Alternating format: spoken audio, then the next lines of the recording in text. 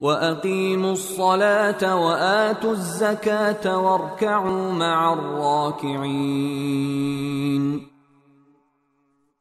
اور نماز قائم کرو اور زکوٰۃ ادا کرو اور رکوع کرنے والوں کے ساتھ رکوع کرو۔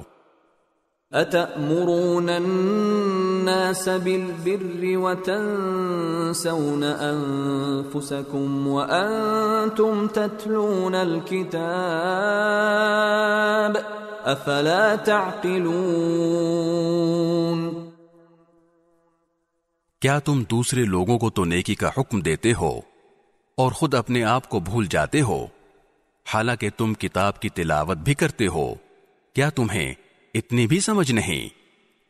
وَاسْتَعِینُوا بِالصَّبْرِ وَالصَّلَاةِ وَإِنَّهَا لَكَبِيرَةٌ إِلَّا عَلَى الْخَاشِعِينَ، اور صبر اور نماز سے مدد حاصل کرو۔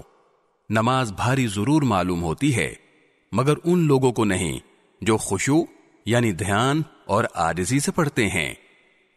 الذين يظنون أنهم ملاقو ربهم وأنهم إليه راجعون،